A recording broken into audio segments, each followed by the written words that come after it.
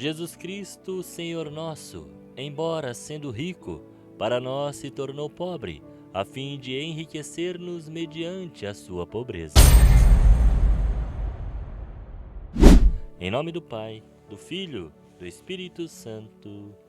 Amém. Prezados irmãos e irmãs, que a paz de nosso Senhor Jesus Cristo e a fé de nossa Mãe estejam conosco. Hoje falaremos sobre a força que nos capacita a dizer sim a Deus, superando todas as nossas fraquezas. No livro de Juízes, no capítulo 6, versículos de 11 a 29, e no Evangelho de Mateus, no capítulo 19, versículos de 23 a 30. Na primeira leitura, a nação de Israel está vivendo um momento de grande opressão. O povo midianita os humilhava, roubava suas colheitas e os forçava a viver escondidos nas cavernas. É nesse contexto de medo e desespero que encontramos Gideão. Ele não estava em um campo de batalha, nem no palácio de um rei. Ele estava escondido em um lagar, molhando trigo. Para quem porventura não sabe, lagar é um local cavado no chão para pisar as uvas. Gideão usava este local para esconder o seu trigo dos midianitas. A cena é de pura fragilidade e covardia. Ele era um homem amedrontado, desanimado, sem esperança. E é nesse momento que o anjo do Senhor aparece a ele com uma saudação surpreendente. "O Senhor está contigo, valente guerreiro", diz o anjo. Imagine a reação de Gideão. Ele estava com medo, molhando trigo em um buraco. Valente guerreiro? Era a última coisa que ele era. Sua resposta revela a sua tristeza e desânimo. "Ah, meu Senhor, se o Senhor está conosco, por que tudo isso nos aconteceu? Onde estão todas as maravilhas que nossos pais nos contaram?" Gideão questiona a presença de Deus. Ele duvida de suas promessas. Ele não se vê como um valente guerreiro e não consegue enxergar a mão de Deus em meio ao sofrimento de seu povo. E, no entanto, irmãos, é exatamente a ele que Deus confia a missão de salvar Israel mais uma vez. Deus o convida a confiar nele, a ver com os olhos da fé. "Vai com tua força e salva Israel", diz Deus a ele. A força de Gideão não é a sua própria coragem ou sua própria habilidade, não. A força dele é a presença de Deus com ele. Deus não o chama por suas qualidades, mas apesar de suas limitações, Deus o capacita. Gideão então pede um sinal para ter certeza que é Deus. E com paciência o nosso Senhor o atende.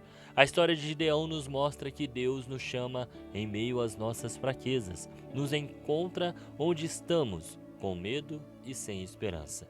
Irmãos, o evangelho de hoje continua de onde paramos ontem. Lembram? Jesus acabara de ter um encontro com um jovem rico. Embora obedecesse aos mandamentos, se entristeceu quando Jesus o convidou a desapegar de todos os seus bens para segui-lo definitivamente. O jovem era bom, mas a sua riqueza era um obstáculo para a sua entrega total a Deus. Após a saída do jovem, Jesus faz uma afirmação no evangelho de hoje que nos choca. "Em verdade vos digo, dificilmente um rico entrará no reino dos céus. E digo ainda, é mais fácil um camelo entrar pelo buraco de uma agulha do que um rico entrar no reino dos céus."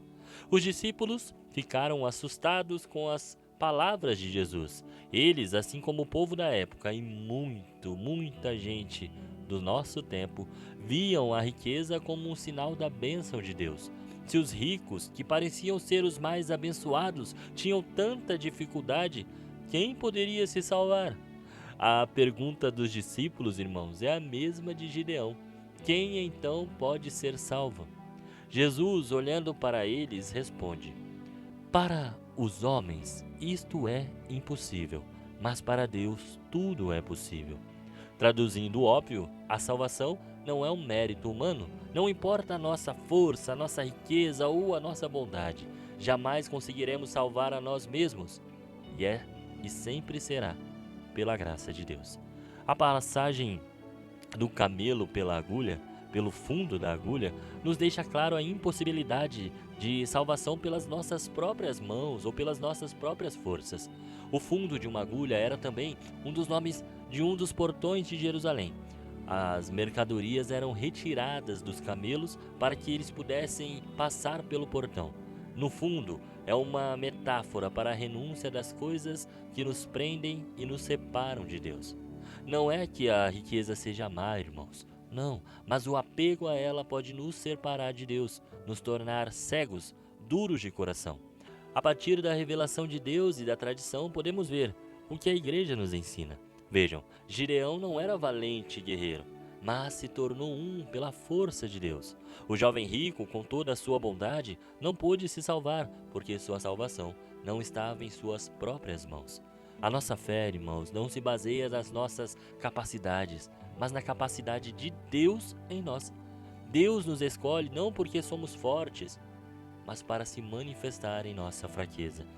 A santidade não é algo que conquistamos por nosso esforço, mas um dom que recebemos pela graça de Deus. É o Espírito Santo que age em nós, nos transformando, nos capacitando, nos convertendo cada dia mais. A nossa parte é a de Gideão: ouvir o chamado de Deus, crer em sua promessa e com humildade responder sim, mesmo que as circunstâncias nos digam que é impossível.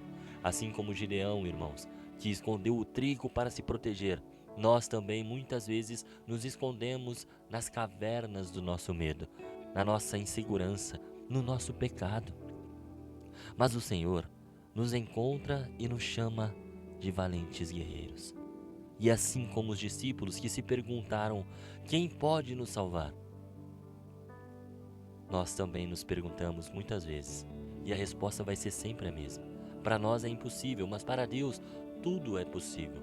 A pergunta que nos fica é: estamos dispostos a sair do nosso lagar, do nosso esconderijo, entregar nossas fraquezas a Deus? Estamos dispostos a deixar de lado o que nos impede e segui-lo?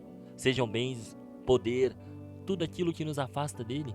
A salvação é possível, ela está disponível a cada um de nós, não por nossa força, mas pela força daquele que nos chamou.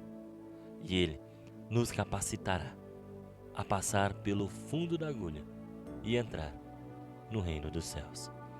Que Deus abençoe você, meu irmão, e que hoje nós possamos verdadeiramente abandonar tudo aquilo que nos afasta de Deus, ainda que custe muito caro, pois não há nada mais caro neste mundo do que a nossa salvação. Senhor, estivemos aqui reunidos por amor a Jesus Cristo, em nome do Pai, do Filho, do Espírito Santo. Amém.